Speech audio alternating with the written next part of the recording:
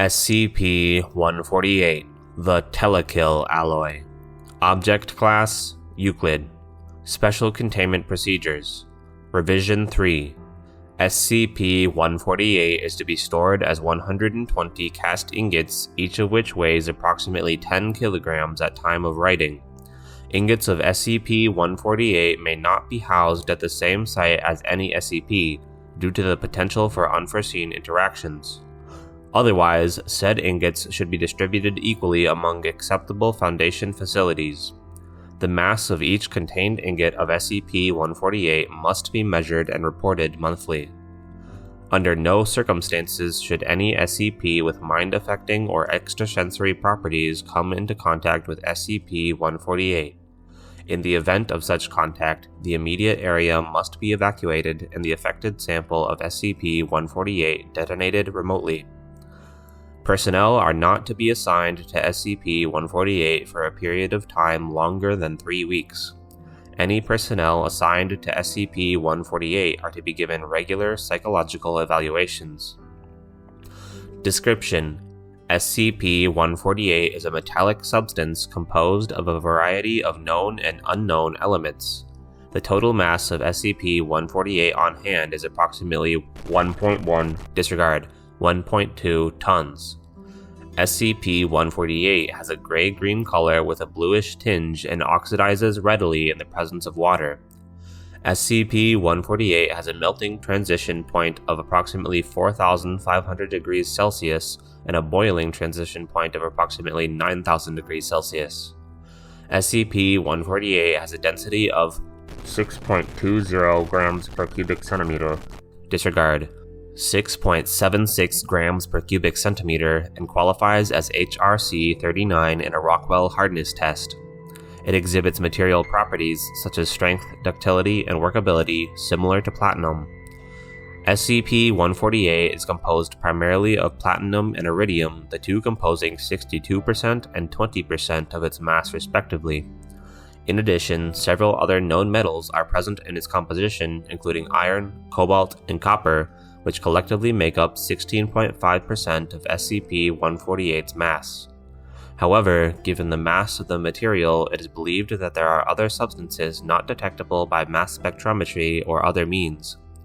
Images of SCP-148 taken with a scanning tunneling microscope show gaps in its lattice that, under normal circumstances, would be filled with other materials. SCP-148 blocks or otherwise hinders extrasensory mind-affecting properties of living organisms in proximity to it.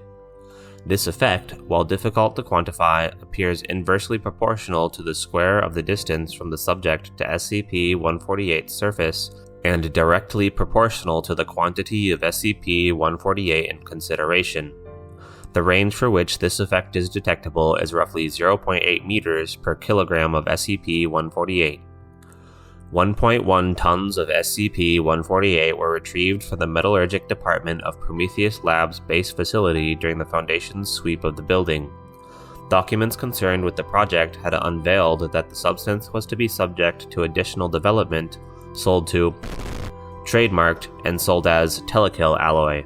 However, due to and its political fallout, along with the destruction of the Prometheus Lab's base facility, has acquired an estimated 1.3 tons of SCP-148 and sold it to unknown buyers.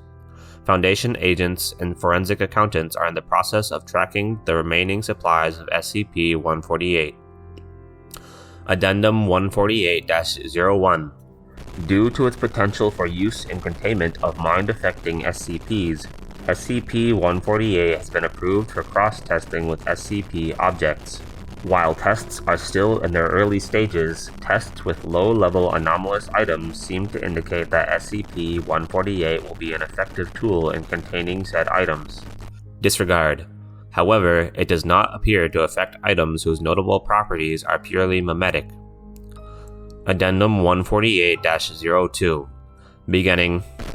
Staff reported irrational behavior and poor communication skills among janitorial staff tasked with regular maintenance of SCP-148's containment. Footnote: at the time, containment consisted of a single storeroom swept and checked on a daily basis. End footnote. After 3 weeks of increasingly abnormal behavior, 2 custodians were taken in for questioning and examination. Testing revealed that the aforementioned personnel were incapable of interpreting body language and did not appear to notice the intonation or phrasing of sentences. In addition, the affected subjects were incapable of determining the emotional state or intent of others and demonstrated severely limited vocabulary. Further testing has revealed that the language and communication skills of persons with regular contact or extended exposure to SCP-148 will, over time, deteriorate and disappear. It has been shown that, after 8 weeks, affected subjects will be rendered completely mute and incapable of understanding or giving nonverbal requests, commands, or other statements, despite showing otherwise normal mental capacity. Addendum 148-03. A measurement taken on months after the Foundation's acquisition of SCP-148 indicated that, despite no increase in volume, SCP-148 has increased in mass by 0.1 tons, a density increase of 9%. The source of this additional mass is unknown. Incident Report 148-1.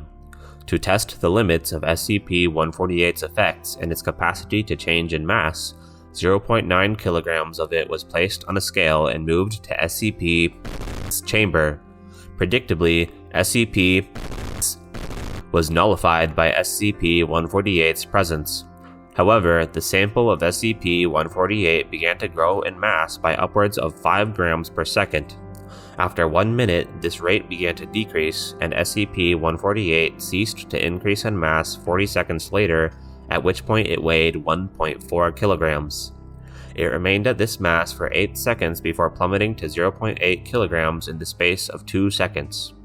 During this time, personnel within 60 meters, 12 times the effective range of SCP, began to experience SCP's effects, albeit at a vastly increased rate, resulting in lockdown until the affected subjects could be removed. As of this incident, contact between SCP-148 and any mind-affecting items is strictly forbidden. Addendum 148-04. Measurements taken since Incident 148-1 indicate that the combined mass of SCP-148 is increasing at a rate of.